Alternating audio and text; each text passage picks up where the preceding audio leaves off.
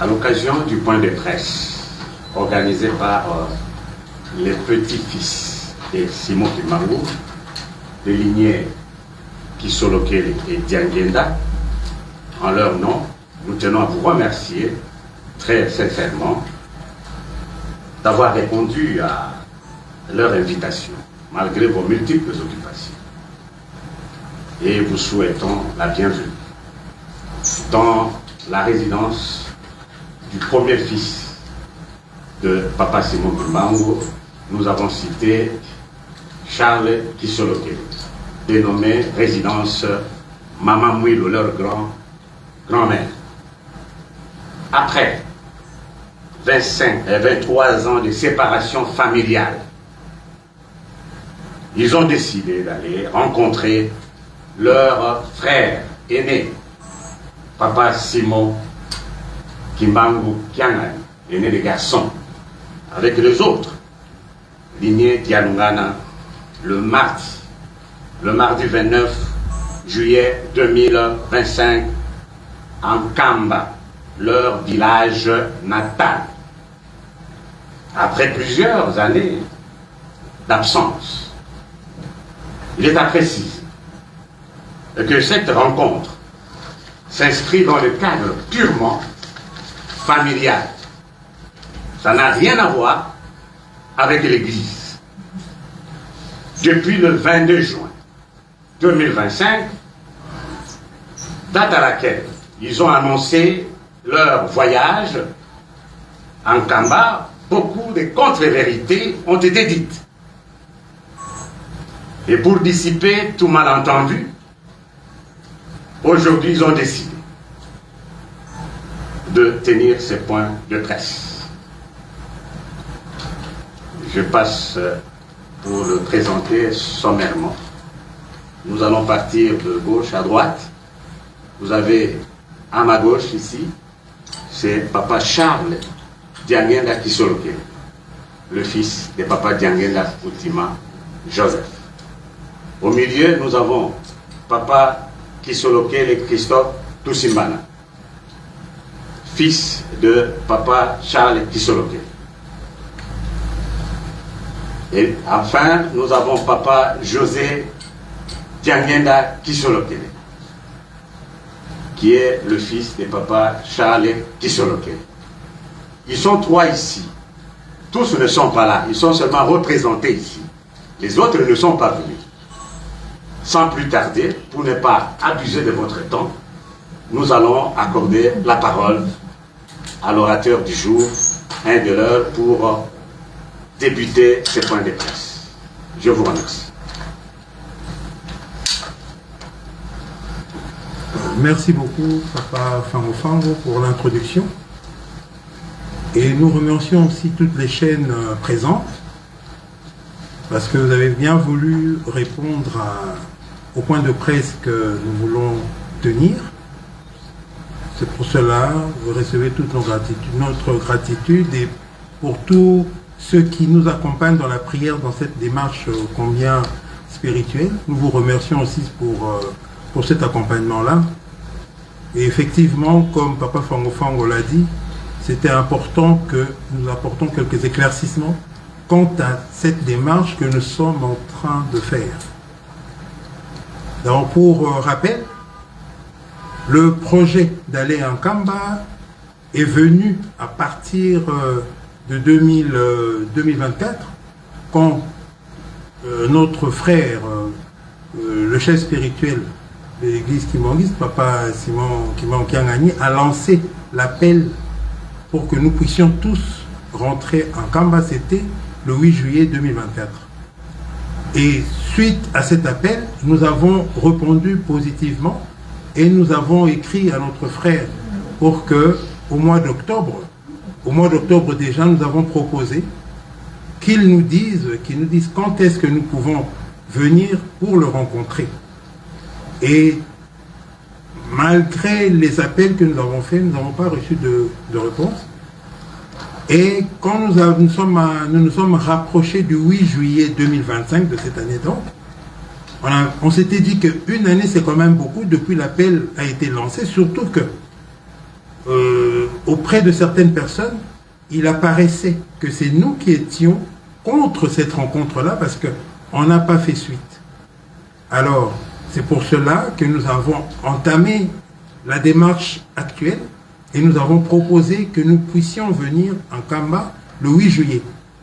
Mais vu que la date était quand même assez proche du moment choisi, c'est pourquoi on a dit on va repousser un peu plus pour qu'on donne le temps à Papa Simon et à tous les frères qui sont en Kamba de s'organiser pour nous recevoir, toujours dans le cadre familial. Parce qu'on voulait préciser, cette rencontre-là se situe dans un cadre familial, c'est très important. Parce que c'est les premiers contacts. Alors on ne voulait pas directement venir parler de l'Église, mais on voulait d'abord parler de la famille, parce que c'est la cellule, c'est notre cellule de base.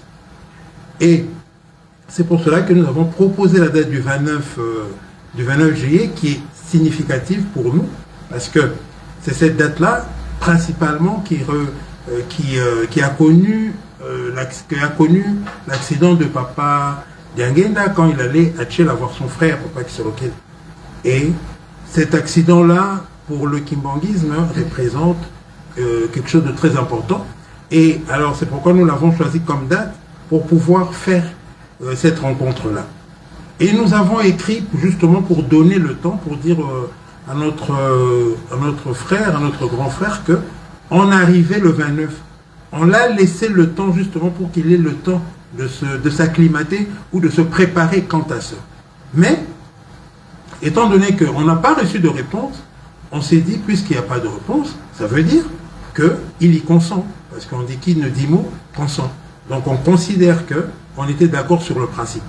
C'est pourquoi c'est cette date du 29 qui a été arrêtée, et c'est en cette date du 29 que nous irons en Kamba pacifiquement. Ça veut dire que ce n'est que nous, la famille, les petits-enfants de Papa Simon Kimbangu, des deux lignées Kisolokele et Diangenda, qui sommes à Monkoto, qui allons nous déplacer pour rencontrer notre frère dans un cadre strictement familial, pour pouvoir parler, régler certains problèmes qui nous touchent, parce que c'est parti de la descendance de Papa Simon Kimbangu, et ça a affecté l'Église après. Donc c'est pourquoi on veut reconstruire, rebâtir cette relation en partant de nos liens de famille d'abord, et le reste on verra après. C'est ça la démarche du 29. On voulait insister sur le fait que nous y allons pacifiquement. Nous n'allons pas pour enlever ou retirer Papa Simon de son titre. Non, rien du tout. Papa Simon est et reste chef spirituel de l'église kimbanguiste. Nous ne l'avons jamais contesté. Durant les 23 ans que ont duré ce conflit, nous avons toujours affirmé que nous voulons la réconciliation, en reconnaissant que Papa Simon, c'est le chef de la famille d'abord, parce que c'est lui l'aîné en fait. C'est le chef de la famille et c'est le chef de l'église. On ne conteste pas ça, donc nous n'allons pas dans cette démarche-là, nous allons dans une démarche de paix, nous allons dans une démarche de réconciliation, nous allons dans une démarche d'apaisement. Donc nous partons que nous pour pouvoir parler, discuter et commencer à planir sur nos différends et trouver des solutions. Je pense que c'est ça le but principal de la démarche et de l'annonce qu'on voulait d'ailleurs faire aujourd'hui, pour rassurer tout le monde, que ça soit le garant de la nation, qui est le président de la République, que ce soit les institutions qui gèrent notre pays, pour les rassurer qu'il n'y a aucune velléité de guerre ou d'affrontement ou quoi que ce soit. Pas du tout. Nous allons en paix dans notre village. Nkamba est notre village. Et c'est en Kamba que on a enterré les Papa Simon Kimbangu, notre grand-père. C'est en Kamba que on a enterré Papa Kisolokele, Papa de Lungana et Papa Diangenda, qui sont nos pères. Et c'est en Kamba aussi qu'on a enterré nos mères, à part Maman Saloulou, qui nous a quittés pendant le conflit et qui est en attendant à Kinimi. Donc, vraiment, nous partons dans cet esprit de paix, cet esprit de dialogue, de discussion, pour que nous puissions donner l'exemple au monde entier. Parce que nous cherchons à réhabiliter, nous cherchons à rétablir le nom de Papa Simon Kimbangu dans toute sa plénitude. Parce qu'aujourd'hui, que la descendance de Papa Simon Kimbangu soit en conflit, c'est comme un défaut. C'est comme notre talon d'Achille. Voilà. Donc nous voulons réparer ça. C'est pourquoi nous partons dans ce sens-là. Nous voulons la paix. Nous voulons la paix même pour notre pays. Si cet exemple de réconciliation va permettre que tous les Congolais se réconcilient, eh bien, ça sera une bonne action. En tout cas, dans notre esprit, nous partons en Kamba le 29 juillet. C'est pour aller en paix, dans un cadre familial, discuter avec Papa Simon et les autres frères et commencer à amorcer un dialogue qui va emmener la paix dans toute l'Église. C'est ainsi que c'est ça le message qu'on voulait vous lancer. Et je vous remercie pour ça. S'il y a des questions, nous sommes ouverts pour vous répondre. Merci beaucoup.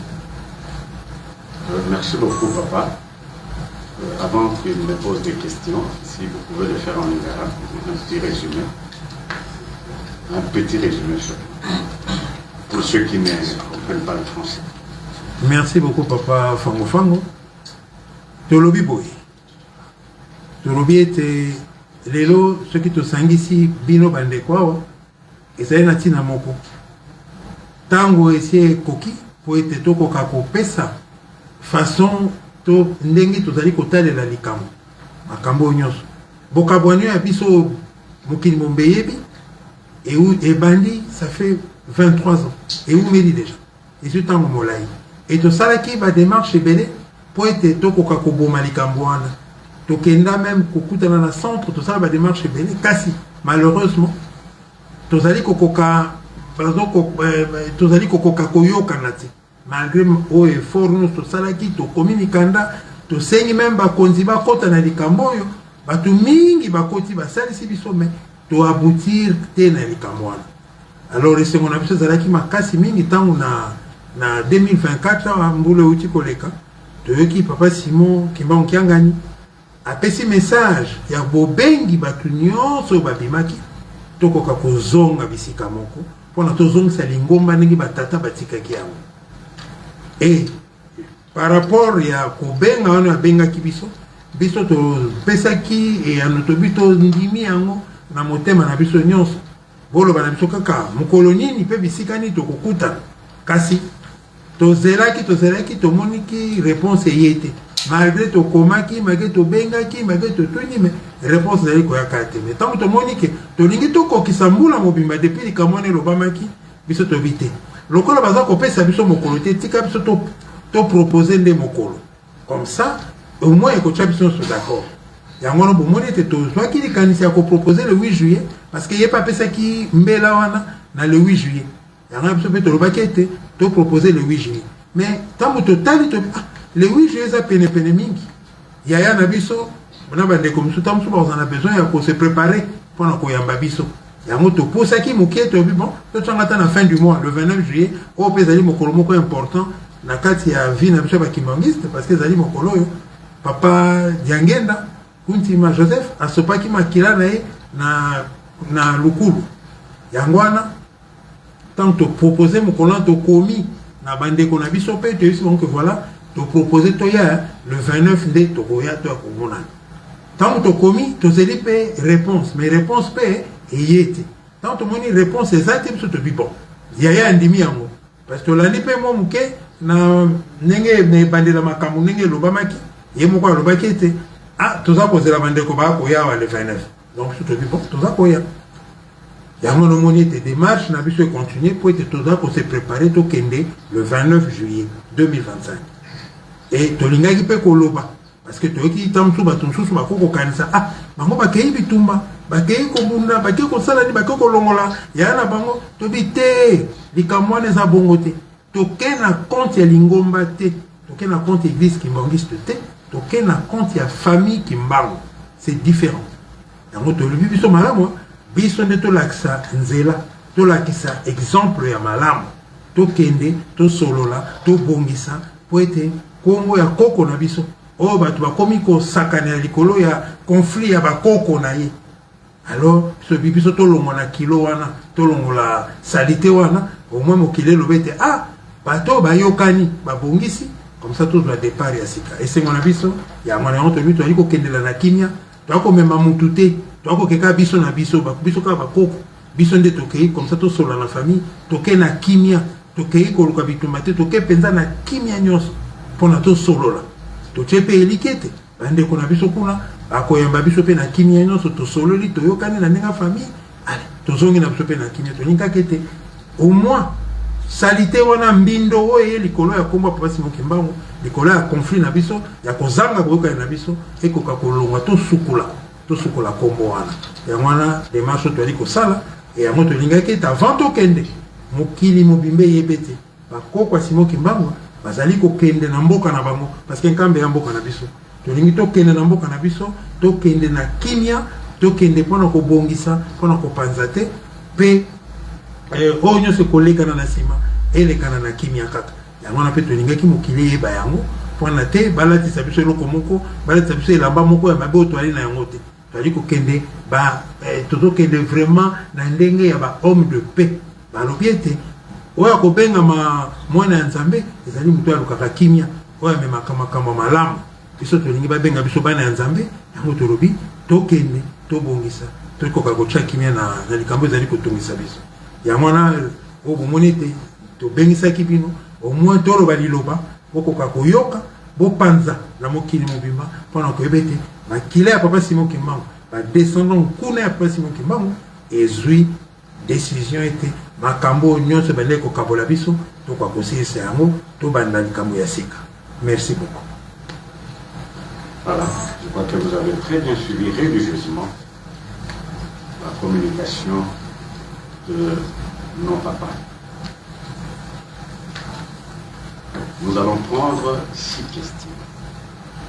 3 questions en français et 3 questions en lingala. Pas au-delà de 6. Vous déclinez votre identité, vous présentez. Soyez concis, précis. Parce que nous n'avons pas le temps à perdre. Je vois là-bas, papa Vina. Oui. Posez votre question en français d'abord. Ceux de Lingala vont intervenir après. Merci papa. On vous a suivi. Depuis le début, papa, vous avez parlé plus de la paix. Mais le 22 juin, lorsque vous avez lancé votre message, c'était plus un message d'atterrissage en force. Et que je ne sais pas, parce qu'on nous pose tant de questions. L'atterrissage forcé, pourquoi? Est-ce que c'est la paix ou c'est la guerre? Merci. Oui. Et c'est Cyril Milando de la radio Top Congo FM. Vous dites que vous allez en Kamba dans un cadre strictement familial. Mais je sais qu'il y a certains membres, vous avez cité un nom, je ne sais pas s'il s'agit seulement d'une seule personne qui avait été enterrée en dehors d'un Kamba. Est-ce que vous allez ramener les membres de votre famille qui étaient morts et vous allez les exiler pour aller les enterrer en Kamba ou comment? Et la petite deuxième question, vous allez vous réconcilier, vous, en tant que petit-fils de papa Simon Kimbangu. Mais il y a également des conflits dans d'autres familles. Moi, je connais dans ma belle famille, il y a un de vôtres qui était mort. Il y a eu même division dans l'organisation du père. Les gens de mon poteau étaient dans une salle et les gens du centre étaient à la résidence du défunt. Comment est-ce que vous allez régler ces problèmes d'abord sur le plan familial et ensuite au niveau des églises? Puisque là aussi il y a un problème. Merci beaucoup. Dernière question en français, s'il y en a. Français d'abord. S'il n'y a pas de questions en français, on passe directement. On répond d'abord à ceux qui ont posé des questions. La dernière question en français. Nana Mangaba, Univers Télévision. Papa, nous voulons savoir quelle est votre joie de rencontrer votre frère après 23 ans. que le vôtre joie? Est-ce que vous le faites par exprès pour montrer que vous avez les droits, ou bien c'est vraiment le souci pour aider notre peuple? Merci beaucoup. Je reviens à la question de Papa Mbila, par rapport à l'atterrissage forcé. Merci beaucoup. Je pense que cette thématique ne date pas d'aujourd'hui, c'est une thématique qui date de longtemps. On avait dans un message, Papa Diangenda avait dit à Papa Charles qu'il y aura un atterrissage forcé. En Kamba, maintenant, c'est juste des analyses, Papa Charles, en réfléchissant, il en a parlé. Mais je pense que l'essentiel, parce que c'est le terme atterrissage forcé qui intéresse les gens. Le message est spirituel. Donc si nous le contextualisons, ce message-là, évidemment, nous allons comprendre que, aujourd'hui, en regardant le microcosme kimbanguiste, nous savons très bien que le kimbanguisme a un problème. Et on peut comparer ça à une panne technique dans un avion. Disons que le kimbanguisme est un avion. Dans cet avion, on ne parle pas de Monkoto, on ne parle pas du centre, mais on parle du kimbanguisme. Parce que c'est un message universel. Et dans ce message-là, universel, pour nous qui sommes dans l'avion, c'est un message qui est menacé. Il est menacé par des incohérences. Les incohérences qui sont provoquées justement à cause du conflit. C'est ce conflit qui crée des incohérences. Considérant que ces incohérences, c'est des pannes techniques dans l'avion. Et nous sommes dans l'avion. Qu'est-ce que fait le pilote quand il y a un problème dans l'avion? Il atterrit. C'est le kimbanguisme qui doit amorcer un atterrissage forcé. Et dans cet atterrissage-là, si l'avion atterrit, et là je me rapproche plus de la vision de Papa Simon Kimbanguiangani, qui vient de dire il n'y a pas longtemps que il faut une séparation nette entre les enfants du diable et le enfant de bon Dieu. Et cette séparation-là, je crois, c'est l'atterrissage forcé qui va faire en sorte que ceux qui ne sont pas pouvoir continuer le voyage. Moi, je pense que c'est comme ça qu'il faut prendre ça. Et non prendre ça comme une vision d'apocalypse. C'est pas l'apocalypse, c'est un enseignement. On nous a toujours parlé, on nous a toujours enseigné par parabole, par image. Et c'est ça l'image que je représente. Je retombe encore sur Papa Fumambanza qui parlait d'un camion, d'un véhicule, dans lequel, lui, il est conducteur avec ses enfants, et les enfants sont en train de descendre pour aller chercher des biens matériels par terre au lieu de rester dans le camion.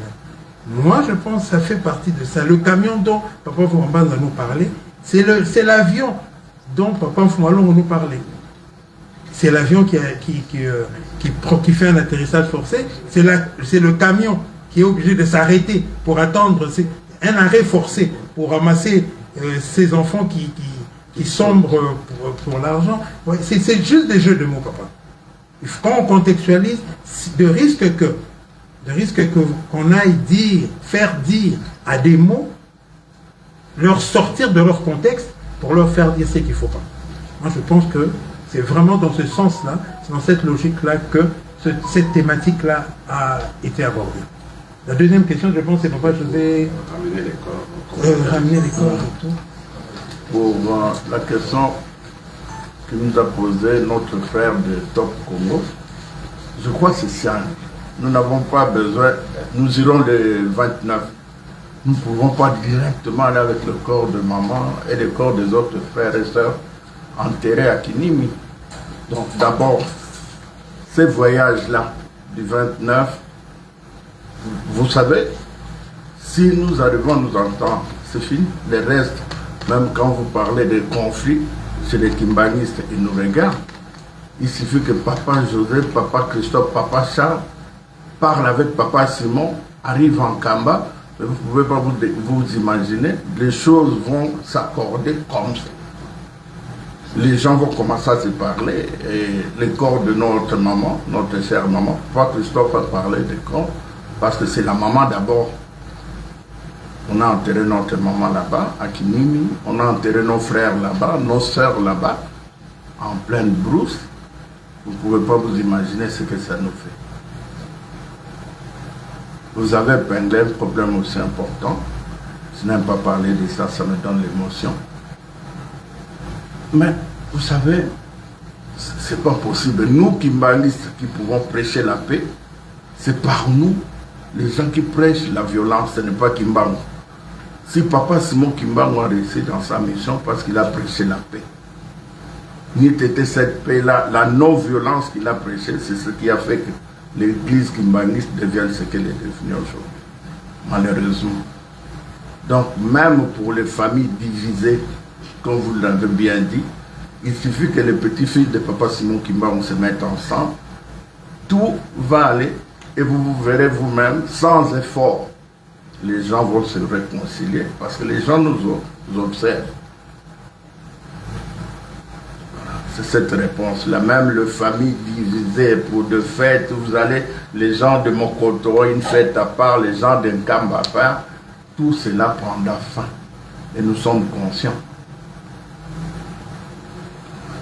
Il y a aussi une question sur l'impression que vous aurez lorsque vous allez rencontrer votre frère. Je crois que ce serait comme c'est vraiment un retrouvaille, on va se retrouver ensemble. C'est de la joie que nous allons partager, c'est pas l'amour. Parce qu'on s'aime toujours, quel que soit comment, pendant cette division, nous n'étions pas ensemble, mais spirituellement, nous étions ensemble. Pourquoi? Dans nos prières de tous les jours, on fait toujours allusion à notre frère, ou bien de la famille, en partant de Yamari, Papa Simon, Maman Christine, Maman Émilie, sont des aînés, jusqu'à Maman Solange, et notre cadette. Ça nous parlons toujours dans le sens qu'on puisse se réconcilier, parce que nous avons fait l'unité de cette famille, notre cheval de bataille. Cela veut dire tout simplement que il n'y aura pas de difficulté, c'est un sentiment de joie de se voir avec nos frères. Parce que nous partons d'abord, comme l'a bien souligné Papa Christophe et Papa José, nous n'allons pas là-bas pour créer encore notre situation. Non, c'est plutôt pour arranger certaines choses. Là où il y avait des zones d'ombre, on pourra réparer ça au fur et à mesure que les choses vont se... On va se retrouver de temps en temps pour créer notre calendrier pour le répatriement des corps de nos mamans, de nos frères et sœurs qui sont à Kénimi. Et ça viendra au fur et à mesure. Même de nos enfants qui sont enterrés aussi à Kénimi. Je crois que pour ça, en tout cas, maman journaliste, il n'y a pas de problème. C'est la famille. C'est la famille. Je ne vois pas pourquoi on doit aller avec, comment dirais-je, avec des mots méchants. Et pourquoi tu nous as fait ça? Pourquoi? Non, c'est pas ça. Sinon, on ne va pas régler le problème.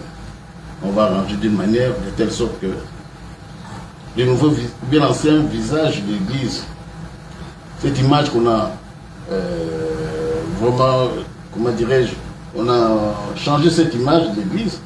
Nous voulons absolument que cette image-là dans le temps revienne de nouveau. C'est comme on dit même que le linge sale se lave en famille. C'est tout à fait naturel que nous y allons, c'est notre village. Et vous allez nous dire, mais pourquoi pendant 23 ans vous n'êtes pas allé là-bas? Ça c'est encore une autre chose, mais on verra ça après.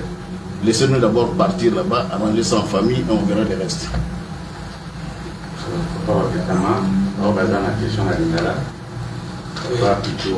Bapichu Anketama et Ateka. Question dans la papa, et puis Bourouba qui le 22 juin, qui pose que le Kamba le 29 juillet, par réaction les amours belés. C'est comme si bande baza kobanga que bozo kokende kuna moi makamwa be kozala yango tolingi tolotongi bopesa bango message mpona koapaiser bango nini oyo bakoki kozela na koya na bino na nkambo okenda bino na nkambo mana kasi papa lobi yango awa tozokendela bitumba te non so bitumba kaka kokenda biso te pourquoi pamba te toza na posa ya kimia papa Simon Kimbangu oyo apesa lipanda na mboka oyo akende na violence esilani asali violence te na kimia nyonso azwi oyo azwi ya motuya oyo kaka banyokolaki bango mpe kaka bapesaki personnalité civile. Peut-être vous ignorez cela.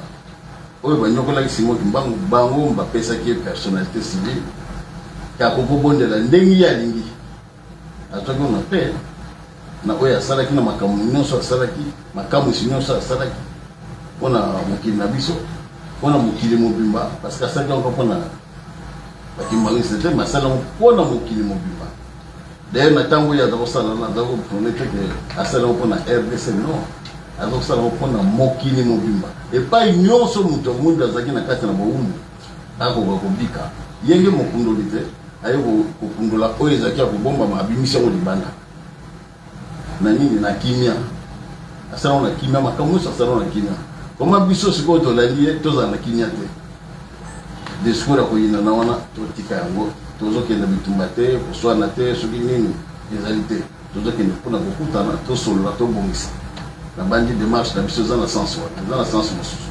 Et puis on a complété papa Charles nakoloba boye boyebi soki boyoki bato bakointerprete mabe eza bato balingi te komona libota papa Simon Kimbangu esangana donc bamoni bato bakokotaka songisongi kokende kosala babiloko ya mabe kokende koloba makambo oyo epimi na monoko na biso te biso depuis 23 ans crise oyo ezali na monoko na biso ndenge papa Christophe alobi ndenge papa Charles alobi toloba kobele likambo moko réconciliation soki est-ce que 23 ans durant crise ezali toloba likambo mabe te maintenant seulement toya kobimisa makambo mabe ou au moment biso moko tokosenga tokende tokutana na ya na biso donc wana eza bato baza motema mabe oyo balingi tokutana na papa Simon te tosangana mpo tosisa makambo oyo eza soni ke biso libota papa Simon Kimbangu tozala boye lelo bakoma kopesa na okaka soni mbala mosusu nalandi bato moko baministère moko bakabwani ya mokili balobi omonte bakoko ya Simon Kimbangu donc bakozwa exemple na biso na ndenge ya mabe bakoko ya Simon Kimbangu bakabwani bo biso tokabwana te mpona donc lelo soki bakoko ya Simon Kimbangu tosangani ekobongisa makambo ebele yango wana vraiment na banda kozonga toujours na mutuna na même bato balinganaka te bakolingana biso tozali awa malgré tozala kokabwana soki mutu akufi ndeko moko akufi kuna na 3 tokendeke nga nauti Brazzaville nauti Pointe Noire nakende koassiste na matanga ya bato bayambi ngai mpe nake na matanga na pose geste na nga nazongi puisque balobaka biso toza bandimi tokoko kovivre na NT éducation nini tokopesa donc un kimbangiste qui prêche la violence n'est pas un kimbangiste parce que papa Simon Kimbangu n'a prêché que l'amour du prochain il n'a jamais prêché la violence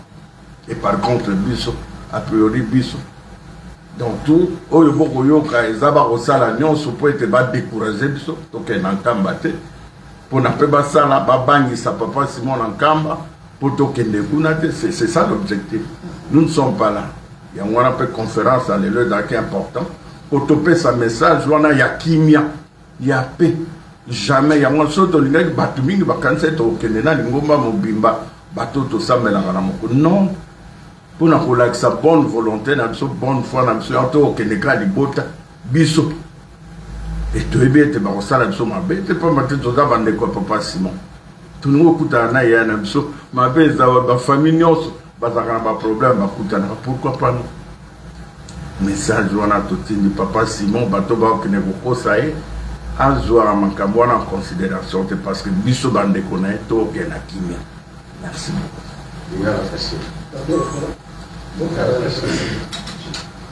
comme on a eu jamais pas un jour, il a facile. Quand on a parlé, quand on a dit ça fait 23 ans, ils étaient des mecs qui se battent, qui balissent, les mecs qui vous savent, c'est ma casse. Surtout que nous encore 4 jours, et les 25. Est-ce que la fois des postes pour nous insister, on a barré pour les monter, d'être contactés. Et puis à part ça, vous avez une sécurité. 23 ans après, est-ce que nous avons aussi nous pour la niveau que nous avons? Vous avez une sécurité qui vous doit pas. La sécurité. Quand on a les réseaux sociaux, comme les bébés, qui vous savez, ou en voter bango, qui les autres vont trop dans le retour. Est-ce que par là, il faut citer beaucoup de là? Est-ce que vous allez là, la sécurité, c'est ce que je n'ai pas. Merci beaucoup. Je pense que d'abord, ce qui va bien, besoin qu'il ne convoite bango, surtout qu'il y a un camp, mais un siège église qui m'ont dit, ils ont tempé, ils ont tempé, ils ont donc, ils ont un sens. Je pense que les papa José Lobiete, va te belé, va aller d'accord, te pour être maquilla, il n'y a pas de ce qui est sangal. Et Zaka et Loko Moko, et tout ça, les bâtons dans la bombe. Il n'y a que deux possibilités. Soit, va tirer gain moko matériel. Bon, on a séparation là, parce que bâton va vivre, même, on a un conflit. Et ça pour entraîner le bateau. Ce qui est en côté, tout ça, bandoki, ou diable.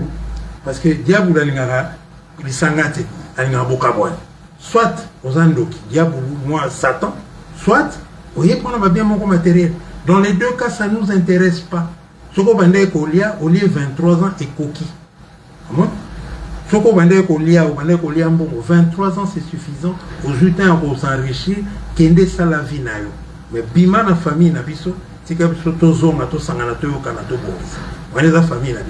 moi, je pense que ce n'est pas un problème en termes même de sécurité. Ce qui est le but, c'est biso moko. Et binonyo so boye biango, ça veut dire que mokili mobimba et que biso to ali ko ça la démarche moko innocemment démarche ya paix to ali ko kende. Et to yebisi binonyo so bozala ba témoin. Oyo ki était to but to na kimia. Oyo nyonso ko porter le boko sur biso. O akomera ko sala boye. Oyo ko lande matériel. Mutapikisa biso teto que nous n'amboka na biso parce que dans la kati ya constitution en Moko. On a le droit à kokende bisika tolingi na kati ya Moko. Surtout Mboka na biso Moko. Si ko batata na biso ba kondi ba Moko na ça fait plus de 23 ans. On a le droit qu'on s'incliner biso ba tombe na bangote. Et bon Moko qu'on a biso on a le droit qu'on kende kuna te. Ezali droit Moko inaliénable ba ko kolongola biso ya Moko. Donc tous on a le droit que nous kuta nande qu'on a biso na cadre familial to solo. Et je pense que nous ça allons réfléchir à quoi ébêter. Malam uteto ke na ndenge ya brutalité auto menacer wana za reçoit ba yebelo kone ko yala bangote parce que biso to ke na kimia to ali metema ko fungwama to zali to ke na kibonzambe nyonso to nzamba ko batela biso po ete to ke na kimia to zonga pe na kimia to za ko bangate to na ngai ko compléter pa ina lo banaye ke Nkamba exact le bakon ville sainte de Nkamba donc ça esika bonko ya mutuya kuna biso bakimbangiste jamais ndenge le biso to kwendo sa mobulu kuna biso to sala mobulu na Nkamba pona biso eza sacré ndenge ba musulman pona bango la Mecque c'est comme ça pour nous donc jamais biso bakoko Simon Kimbangu to kende na Nkamba to désacraliser Nkamba ko sala maté donc wana maté ya mabe yango moto ke na biso na kimia nyonso toza mobangi te mpo mbate za mboka na biso bapapa pendant 23 ans tovandaki bato nyonso bokondanaka biso me boyebi badémarche oyo tosala te depuis 23 ans ya Christ mpo tokende na Nkamba badémarche boni tosala oyo oyokaki le 22 juin wana tolobaki pamba te bino nyonso bobandeki kokondane biso me pourquoi 23 ans bosalaka eloko te pamba te bamikando nyonso tobandeki kokoma badémarche oyo tobandeki kosala na nkuku bobandeki koyeba yango te yango tolobaki cette fois tomatise mpe mongongo bato bayebe te ce n'est pas maintenant tobandi badémarche yango ebanda kala mais comme ebandeki koyokana te bino nyonso bolobo bino bato bolingaka te mbala oyo tolakisi bino ke biso tolingi yango wana bomoi tobimi libanda tolobi yango na makasi nyonso po boyeba donc mon boulot que vous n'êtes pas une Nkamba est sacré pour nous. Merci beaucoup. Merci beaucoup pour la Maloba. Naïm de Kobusco Kabamba, je suis de Bosco Télévision. Moto na ngamali Bosco Zali, tant au conflit Zali, Tatina Bato, ministère de l'Info militaire Azali. Pour la Bosco, ça va plus bas. Mais j'ai suivi votre intervention, vos interventions ici. Nulle part vous savez la religion d'un médiateur. Pour le bien de vos combats qui m'ont candidat, mais il y a nos libinotés. Nous avons pas de commun.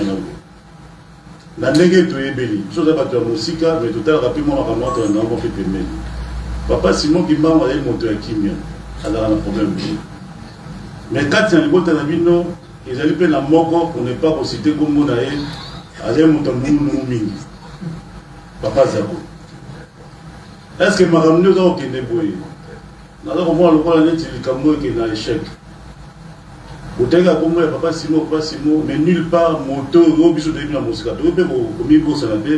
Papa Zako, est-ce que vous êtes sûr dans le politique Penza que vous avez merci. Vous savez, Balobaka, Soko Lukapé, vous en avez besoin de négocier en Béline ainsi que du Cameroun pour sabato argumenté Balobaka. Il y a soutenu pour Batangi. Yom Totani Komboana, Gana Tangi Amote, Totangi Amote pour Toningi Mobulo et Zalate.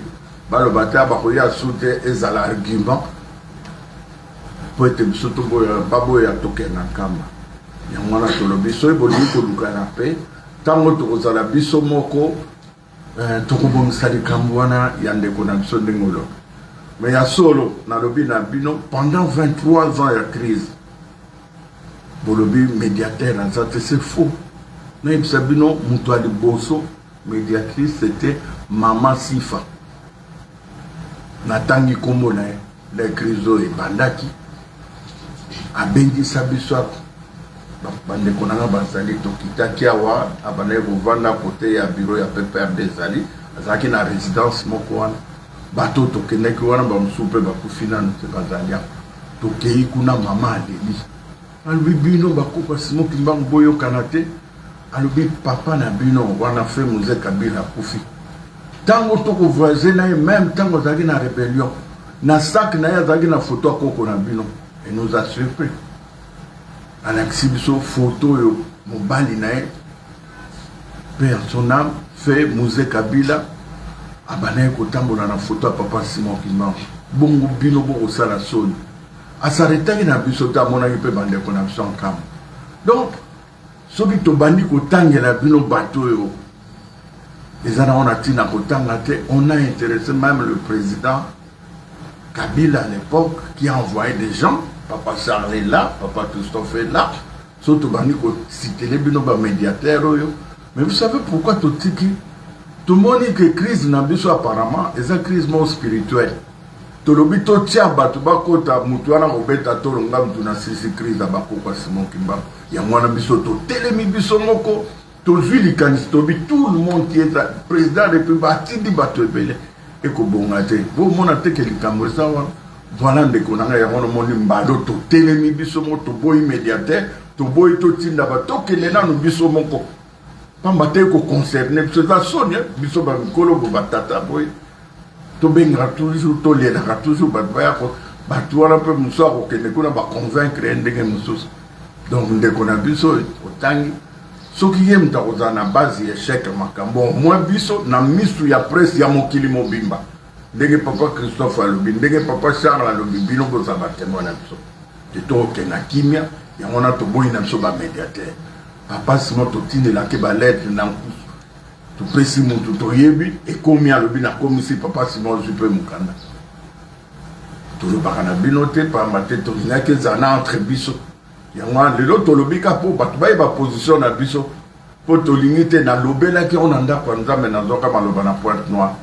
Biso monto za menoko pourquoi tout le cabin intermédiaire et to limité batuba le bar monoko na place na biso parce que papa Charles la ko tinda mutalo ba est-ce que vous êtes sûr que mutuana fidèlement ko transmettre malobo papa Charles la lobi ya mwana to mona ki to za na besoin d'intermédiaire te biso mongo to tene mato loba ndenge to pesa ki promesse rendez-vous le 22 juin wana ya mwana bo moni to tene donc ba médiateur il y en a une cinquantaine peut-être. Papa Charles est là, awa, Toyambaki, le président Dos Santos perd son âme. Atine la biso ba médiateur ba autant en Angola. Ba ya ba kenankamba ba solo na papa Simon. Il faut boyer ba biloko wana poto bimisalelo pour ça pour savoir certaines vérités. Ba ya au médiateur wana ba ye ba salo moins 5 jours. Ba kenankamba ba ye comment na biso ba lobi voilà bino ba condition na bino to lobi pour la paix. Ya ngoma na biso même titre, notre chef spirituel adjoint, on n'a pas besoin de ça.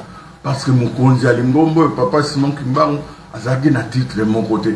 Papa Diangue, dans l'air azou qui vous konzi, alobaki eloko eleki mutuya na lingomba na mutu ezali titre te titre ya muneno eleki ezali ya kimondimi kosala mondimètre chrétien c'est ça soki ye moko papa dit ça bongo biso tokosacroche na batitre wana donc voilà papa bato ebele Dos Santos le président Dos Santos a envoyé des gens tovandaki na salon ya papa Kisoloke papa Charmin frère le président Yanga mon président Sassou il a envoyé aussi des médiateurs. Donc, Crisoyo, il y a un monde qui est même notre président, Bouyoka, qui est le président, son excellence, le président Félix Tshisekedi. Quand il est allé en Kamba, il a dit Papa Nganani Boyoka. Boyoka qui a mort.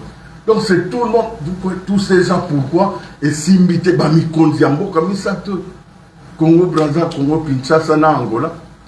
Tout le monde, il y a autre chose. Donc, c'est un problème spirituel, tout réglé spirituellement. Donc, papa, bah, médiateur, il y en a. Ils sont à Banikotanga, tout le monde. Merci beaucoup.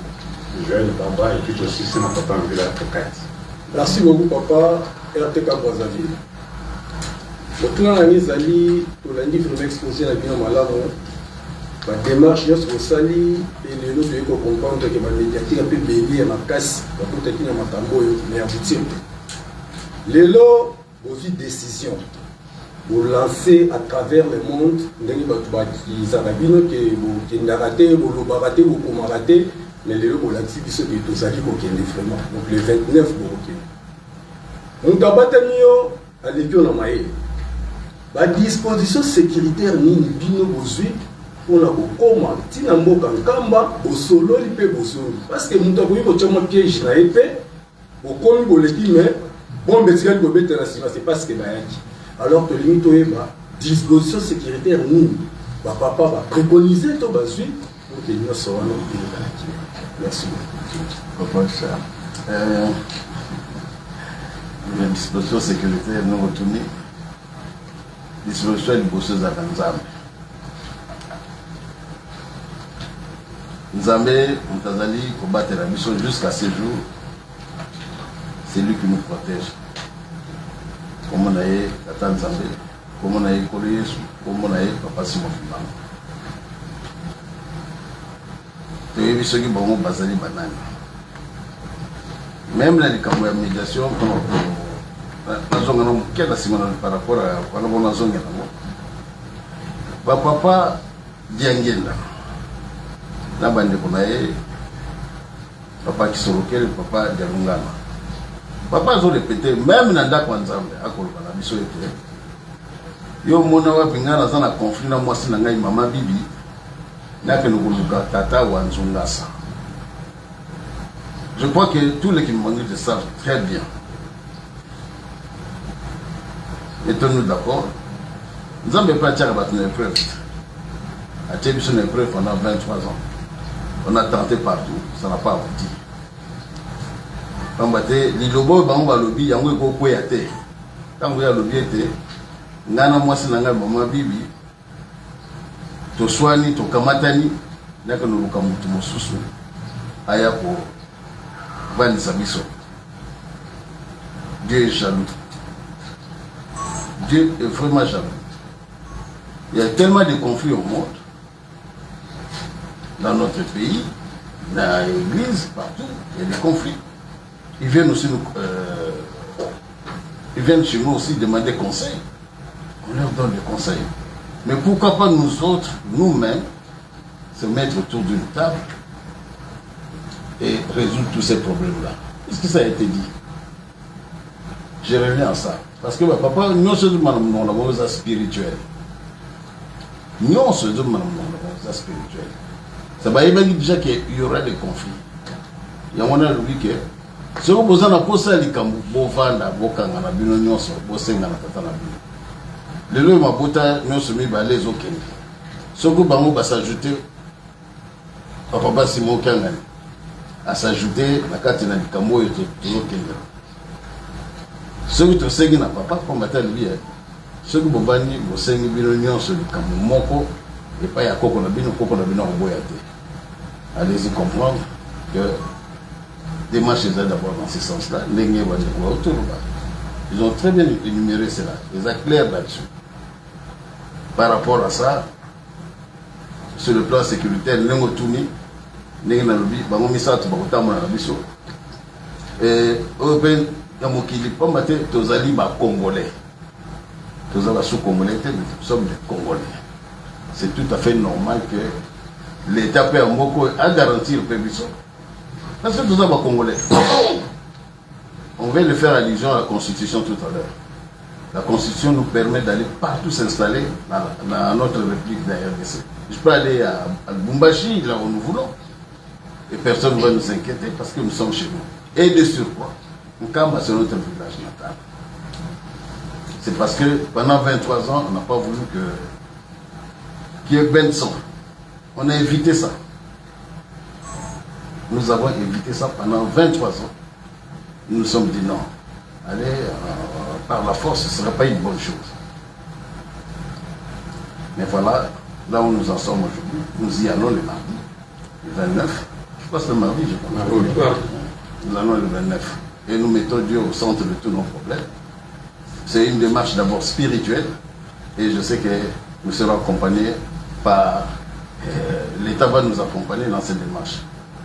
Voilà tout ce que je peux vous garantir pour ça. Merci papa. Papa, pour reconnaître que vous êtes de la famille. Nkamba, dans le siège, il y a l'église cubaniste. On a mis Bolingi Kakarakamba. Pourquoi pas vous kende na mboka na le kengo? Parce que vous parlez famille. Tout l'année, discours, il y a là, il y a Bambuta, il y a ça. Bapes qui sont le minimike. Nkamba, ezali institution, ezali bomba. Et bien nous pouvons reconnaître bien pour le minimike. Tous ceux qui ont kende, kokutana yana. Linkamba, limbomba, bébé. Pour la linkamba, linkamba. Je sais pas. Non, non, le boy, papa en ville. Papa. Non, non, seulement ma belle en cave. Personne n'a une réponse. Oyo yebi. Seulement ma belle en cave, réponse ma pesibiso le 2012. Basombi Nkamba na Ingomba. Basali certificat d'enregistrement. Aujourd'hui, et ça lui plus de 3 ans. Inattaquable. C'est un faux problème. Le usage de faux paysans. La justice. Usage de faux paysans. Nous de toute façon, on a colonne d'accord. Mettons-nous d'accord sur ce point. Colonne d'accord en 2012. Il y a personne qui m'a dit là.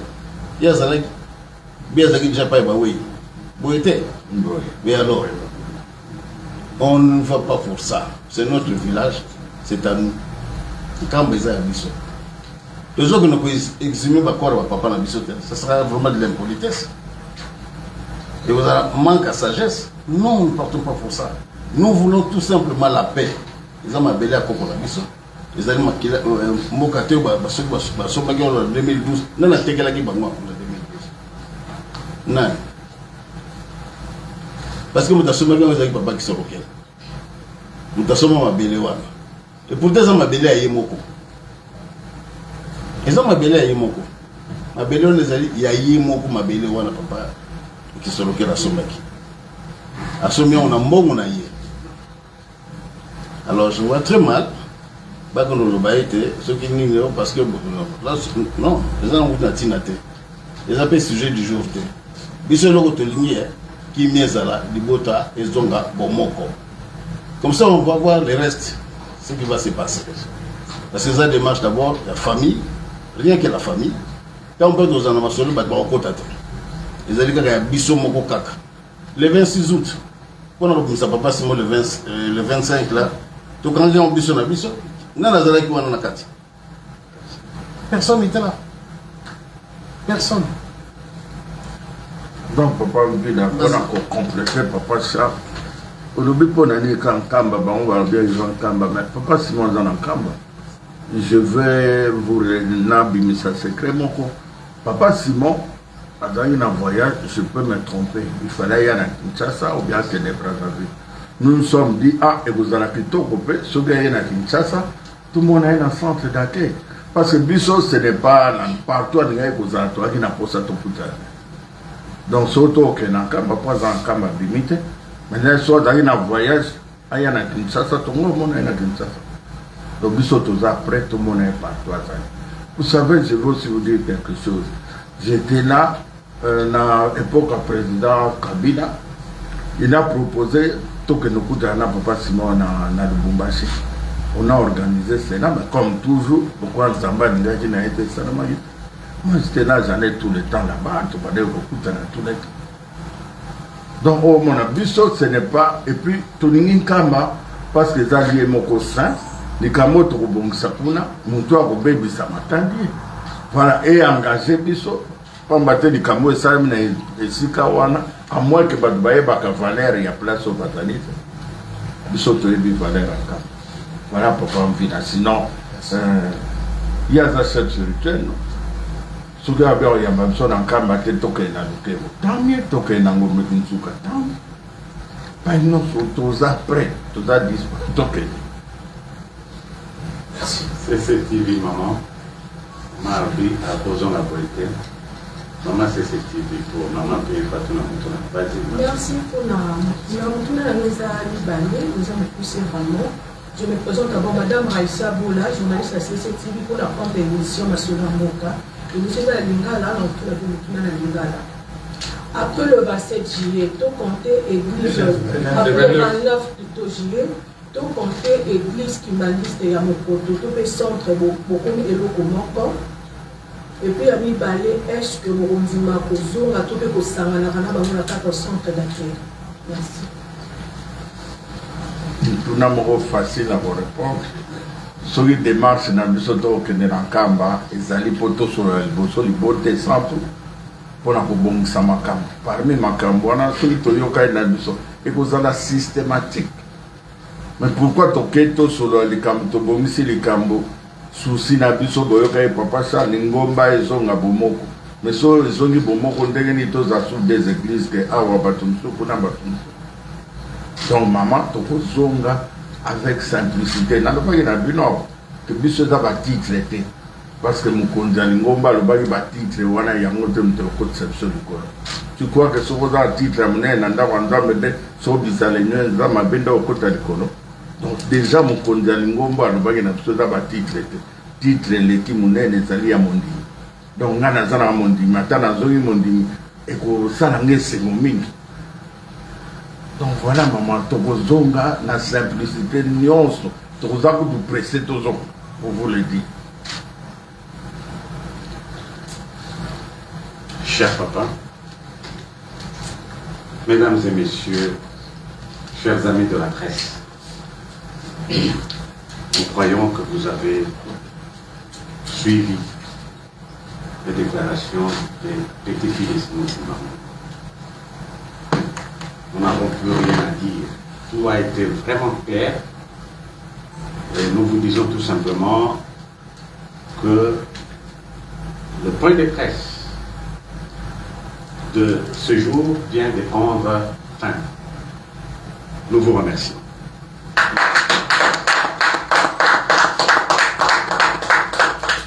Ben, je suis à monter à vous remercier, Binon.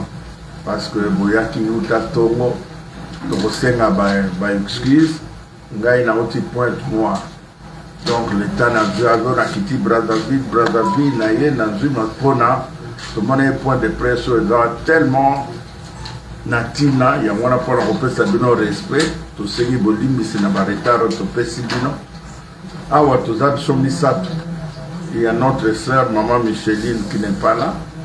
Mais bande konamso bazana poto liboso likanise zalaki libota mobimba ya Simon Kimbangu ligne qui solokele na ligne diange na tozala.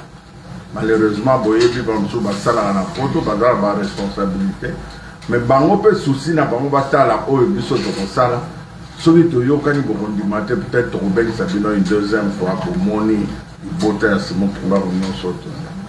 Donc merci mingi na tana bino précieux bobebisi pona koya ko fela biso toloba to ngai bino ko da témoin bo panzela biso sangwa kitoko yo ke ya solo ndenge batumsu ba banguna o batamo tema mabe balinga mabote sangana te ba koloba botiango na motema te oyo biso tolobi yango nde eza na motema na biso donc toza na porte parole mosusu te so boyoki moto alobi na kombo na biso te pamba te biso moko tozali topréféré tosassume moi bomoni tolobi na bino vraiment merci une fois de plus toyebi ete bokotransmettre aussi fidèlement maloba na biso ezala na eloko mosusu te.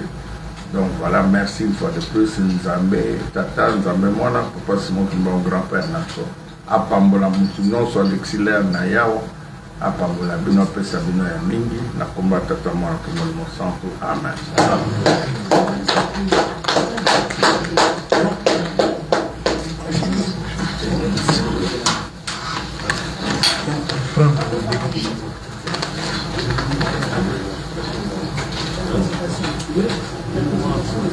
Comment?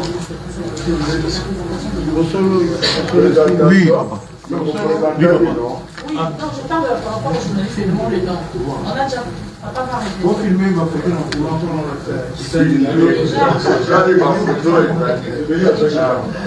et puis, papa Diagenda, d'être au Suisse, avant Tikabiso, dans 93, dans l'hôpital. Curieusement, dernièrement, en 92, avant Papa Diagenda et Gabiso, il n'y a aucune crise. Papa m'avait dit, dans le banc, on a table en gamme. Nous avons Kabola, Banangaïté. Nous avons Kabola, Bandiminangaïté. Nous avons Kabola, Banangaïté. Mais, il n'y a pas encore bien. Papa Diagenda l'avait déjà dit. Donc, il y a eu des crises pour arrêter Papa Charles. Et moi, j'ai transmis fidèlement ma nouvelle. Temple et à Kama. Donc aujourd'hui, sauver au Salama, je vais déjà le Kamoko, papa est battu près au Kongala. Il a souligné, Moutou à Kokabola, à Roya Kokamataï. Donc, bateau Bakamoli, beaucoup sont partis, on va bêta et Toronga à Kamoliban. Ils ne sont plus là, pour votre information. Ouais, vous voyez.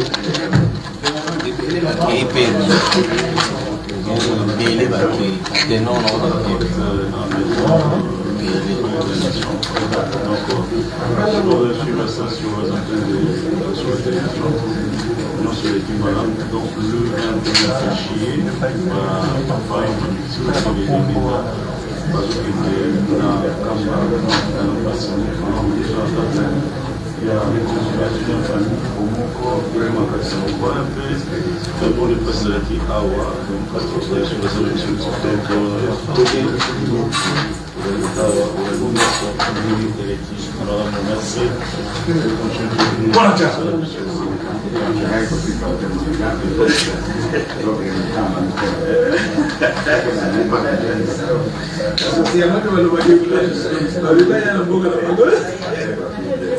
c'est ça.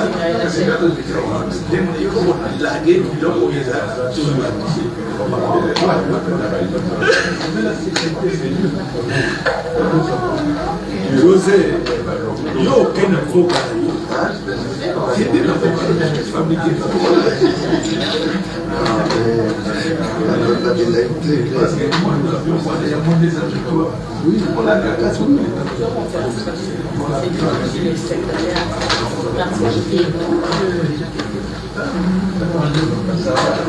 Mais bon, ce qui est était bon. Si, il est là. Bonsoir, bateau. Je ne suis pas au-dessus des papas, ils sont des papas. Non, on profite à Kabaoukation, on soit à Kabao Baraloba. Attends, je me suis publié un mot. Donc, comment ça va? Ça va, d'accord. Yo, ça va demander le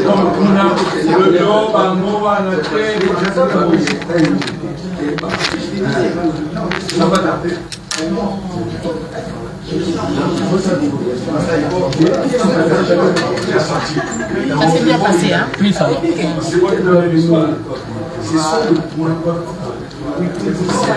Enfin, elle est juste le chapeau. Enfin, le chapeau. Bon, comme il est carré, oui, non, ça doit monter en attaque à la parole, nous, vous avez été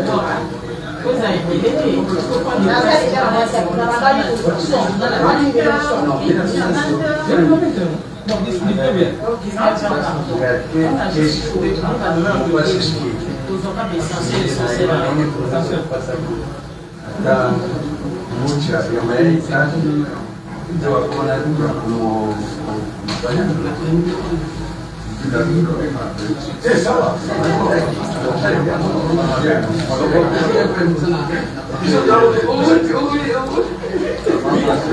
Nada sababu sasa hivi hapo ndo badi sio basi kama ni kitu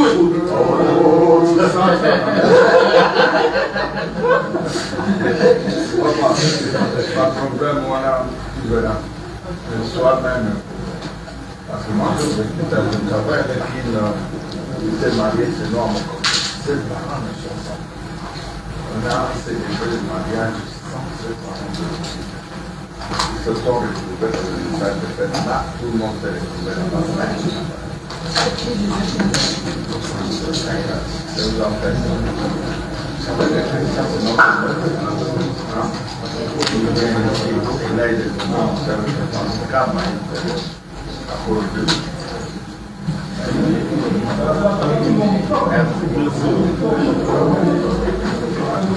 Sabe fazer?